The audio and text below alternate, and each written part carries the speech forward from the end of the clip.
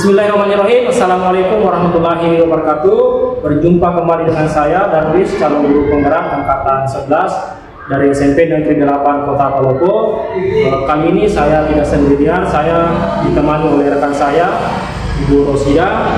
Beliau adalah guru mata pelajaran PPKN yang mengajar di SMP Negeri 8 Kota Palopo. Pada kesempatan kali ini kami akan melakukan wawancara pra-observasi untuk penugasan modul 2.3, yaitu coaching untuk supervisi akademik. Selamat menyaksikan. Baik, Assalamualaikum Bu Rosida. Waalaikumsalam. Apa kabar hari ini? Alhamdulillah baik. Bapak bagaimana? Alhamdulillah baik juga. Semangat ya Bu ya? Iya. Gini Bu, insya Allah hari ini kita akan melakukan percakapan pra-observasi. Jadi nanti saya akan mengamati jalannya proses pembelajaran yang akan dilakukan di dalam kelas. Nah, adapun tujuan dari dilakukannya kegiatan ini adalah untuk mengetahui dan juga mengevaluasi jalannya proses pembelajaran yang akan dilakukan di dalam kelas. Nah, kenapa hal ini dilakukan? Karena ini sebagai persiapan awal Ibu nanti sebelum Ibu melakukan kegiatan pembelajaran. Jadi tentu saya mengharapkan dengan adanya kegiatan pra-observasi ini nanti Ibu melakukan pembelajaran itu supaya bisa lebih percaya diri, kemudian lebih bagus lagi. Kira-kira seperti itu Ibu ya. Baiklah Ibu, ada beberapa pertanyaan yang ingin saya tanyakan kepada Ibu. Boleh ya Bu ya? Ya boleh. Oke. Baik, pertanyaan pertama Ibu berkaitan dengan tujuan pembelajaran. Nah, kira-kira tujuan pembelajaran yang akan Ibu capai pada saat melakukan pembelajaran nanti itu apa Ibu? Ya, jadi baik Pak, untuk tujuan pembelajaran karena materi yang akan saya ajarkan itu rencananya adalah pelajaran PPKN dengan topik Indonesia sebagai negara hukum. Jadi tujuan pembelajarannya ada dua. Yang pertama yaitu meliterasi dari berbagai sumber, peserta didik dapat mengidentifikasi Indonesia sebagai negara hukum dengan benar. Kemudian nomor dua, melalui tayangan video, peserta didik dapat menganalisis Indonesia sebagai negara hukum dengan runtut. Oh, jadi Ibu nantinya ingin muridnya mampu mengidentifikasi berbagai sumber tentang Indonesia sebagai negara hukum ya, dan dapat menganalisis Indonesia itu sebagai negara hukum dengan melihat tayangan video. Itu kira-kira Bu ya? Ya. Oke, selanjutnya Bu, pertanyaan berikutnya, bagaimana area pengembangan kompetensi yang akan Ibu capai? Baik Pak, jadi untuk area kompetensi profil pelajar Pancasila yang ingin saya capai, yaitu di sini adalah bernalar kritis, mandiri, gotong royong, dan terakhir yaitu berakhlak mulia. Bernalar kritis di sini yaitu peserta didik mampu memperoleh dan memproses informasi dengan gagasan dan dari berbagai sumber. Kemudian mandiri, peserta didik mampu bertanggung jawab atas proses dan hasil belajarnya. Kemudian gotong royong yaitu peserta didik mampu atau saling berbagi informasi antara teman melalui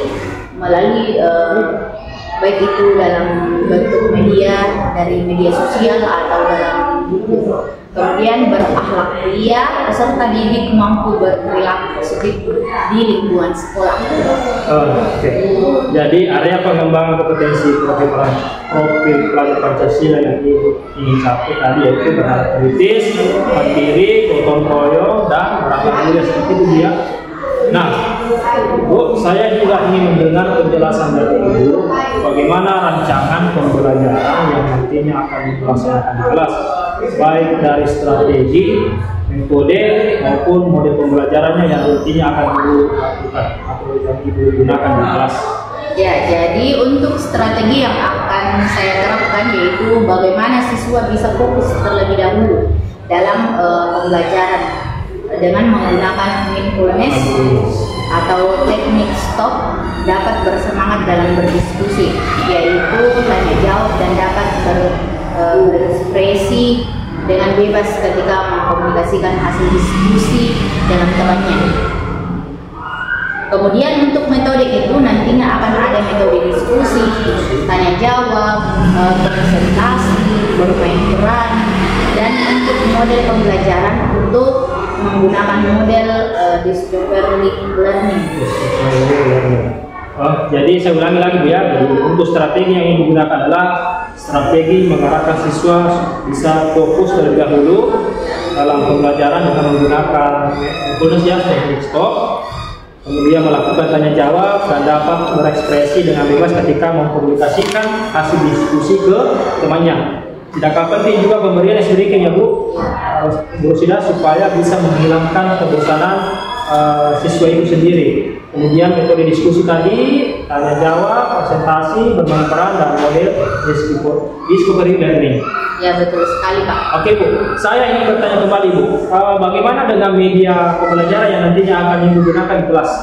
Ya, jadi untuk media pembelajaran yang nantinya akan saya gunakan itu seperti buku paket pendidikan Pancasila, jadi buku paket pendidikan Pancasila, gambar Pancasila, video pembelajaran yang akan saya tampilkan melalui LCD dan juga siswa. Sepertinya ini menarik sekali ya media yang digunakan. Kemudian untuk pertanyaan terakhir ini, kira-kira nanti kapan Ibu akan laksanakan pembelajaran ini? Ya, untuk pembelajaran ini nantinya insya Allah akan saya laksanakan pada hari Selasa pada jam 4 sampai dengan 5. Oke, jadi rencananya itu akan melaksanakan pembelajaran ini pada hari Selasa ya, Bu ya. Nah, nanti saya juga ikut masuk di kelas Ibu pada hari itu ya, Bu ya. Dan saya akan melihat dan mencatat hal-hal apa saja yang dilakukan selama pembelajaran di kelas. Dan nanti setelah itu selesai melakukan pembelajaran di dalam kelas, kita akan melakukan kegiatan diskusi pasca observasi kembali Bu ya. Oke, siap Pak. Baiklah Bu, terima kasih atas prioritas waktunya hari ini. Mudah-mudahan pembelajaran yang akan dilakukan nanti itu bisa berjalan dengan lancar dan semoga tidak ada hambatan yang bisa menghambat proses pembelajaran di dalam kelas. Baik, amin. Terima kasih. Sama-sama. Kita akhiri Bu. Assalamualaikum warahmatullahi wabarakatuh. Waalaikumsalam warahmatullahi wabarakatuh. Nah, itulah tadi percakapan praobservasi saya dengan Ibu Rosida selaku guru PPKI di SMP Negeri 8 Kota Palopo. Nanti kita akan sambung kembali diskusi ini dengan Bu Rosida pada percakapan pasca observasi setelah saya melakukan kegiatan observasi di dalam kelas. Terima kasih. Assalamualaikum warahmatullahi wabarakatuh. Waalaikumsalam warahmatullahi wabarakatuh. Dalam kita belajar, marilah kita berdoa sesuai agama dan keyakinan kita masing-masing. Berdoa dimulai. Doa selesai. Beri salam kepada ibu dan bapak guru. Assalamualaikum warahmatullahi wabarakatuh. Sekarang dengarkan emaknya.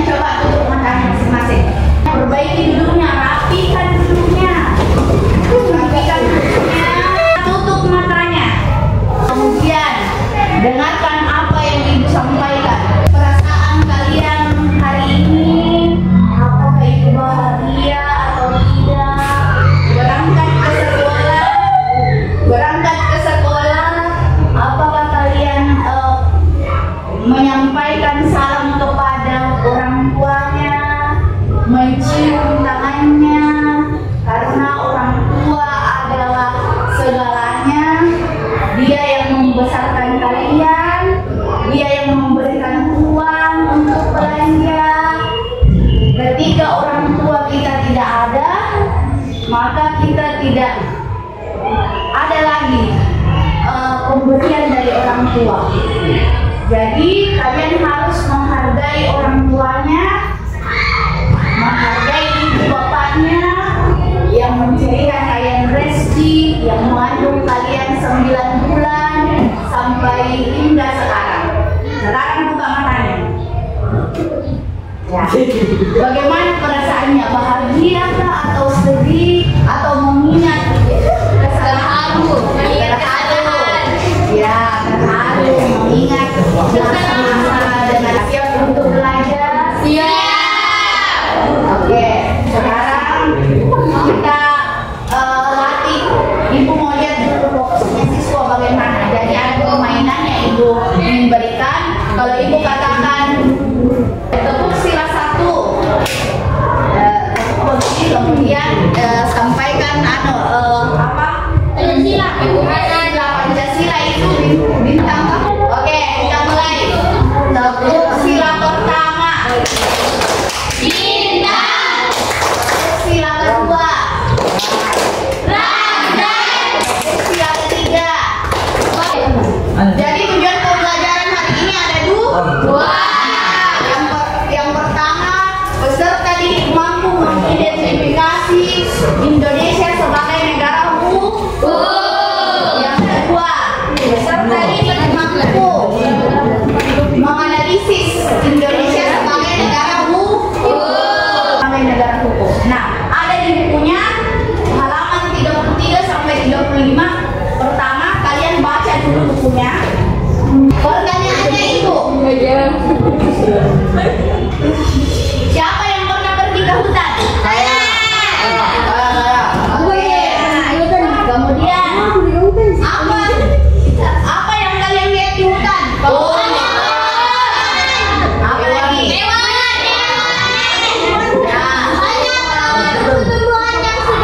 Banyak banget.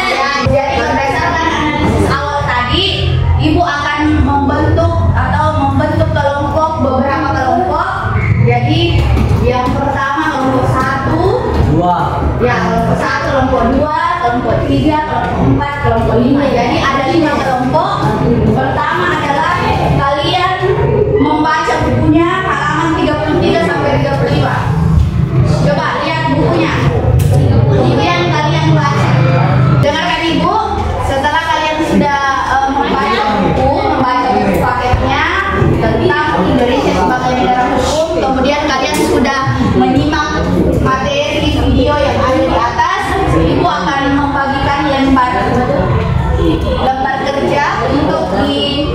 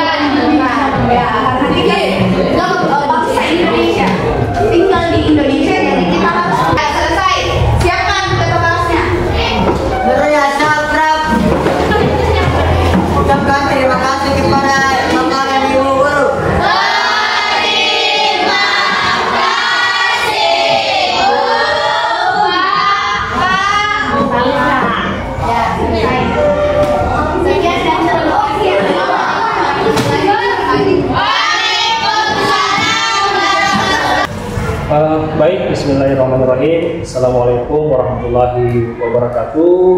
Kembali lagi bersama saya, Darwis, selaku calon guru penggerak angkatan 11 dari SMP Negeri 8 Kota Palopo.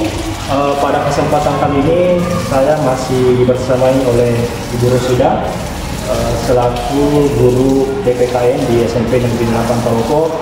Sekaligus beliau adalah guru yang diobservasi. Kemudian di tengah-tengah kita juga saya didampingi oleh Ibu pengajar praktik, Ibu Asmawati. Assalamualaikum Bu, gimana kabarnya? Izin Ibu, pada kesempatan kali ini saya akan melakukan kegiatan percakapan pasca observasi bersama rekan saya Ibu Rosida. Alhamdulillah Ibu Rosida, pada kesempatan kali ini kita akan melakukan kegiatan percakapan pasca observasi, di mana sebelumnya saya juga sudah melakukan kegiatan percakapan pra-observasi dan observasi di dalam kelas. Adapun tujuan dilaksanakan kegiatan pasca observasi ini adalah untuk mengevaluasi dan merefleksi kembali terkait dengan kegiatan observasi yang dilakukan di dalam kelas ini. Bisa dimulai? Baik, Ibu Rosida, bagaimana kabarnya hari ini? Alhamdulillah sehat. Bapak sendiri bagaimana? Alhamdulillah sehat juga. Kira-kira bagaimana Ibu Ros? Semangat ya? Ya, semangat. Baik Bu, jadi kita kembali bertemu ya di percakapan pasca observasi ini. Jadi hari ini Bu, saya ingin menanyakan beberapa pertanyaan kepada Ibu sekaitan dengan pembelajaran yang sudah Ibu lakukan di dalam kelas kemarin. Dan ini tujuannya adalah untuk mengevaluasi pembelajaran yang telah Ibu lakukan di dalam kelas kemarin. Bisa ya Bu ya? Ya, bisa. Oke, baik. Untuk pertanyaan pertama Bu, bagaimana perasaan Ibu setelah melakukan proses pembelajaran di dalam kelas kemarin? Ya, jadi perasaan saya setelah melakukan pembelajaran di kelas awalnya agak merasa tegang. Saya sedikit gugup juga Pak, kemudian karena mungkin dinilai oleh Bapak, tapi seiring berjalannya waktu saya sudah terbiasa dan saya lebih santai melaksanakan kegiatan atau proses pembelajaran di dalam kelas. Baik, Alhamdulillah ya Bu ya, kegiatannya berjalan lancar, dan Ibu juga merasa lebih rileks dan santai ya? Iya, Alhamdulillah Pak. Baik Ibu, adakah hal-hal yang sudah baik dari pembelajaran yang Ibu sudah lakukan di dalam kelas? Seperti apa itu? Ya Pak. Jadi dalam pembelajaran yang sudah saya lakukan di dalam kelas, tentunya metode yang saya gunakan yaitu memiliki kekurangan dan kelebihan. Kemudian untuk kelebihannya ini yaitu saya melakukan mindfulness pada murid supaya bisa fokus dalam proses pembelajaran, melakukan pembelajaran berdiferensiasi, konten dan proses.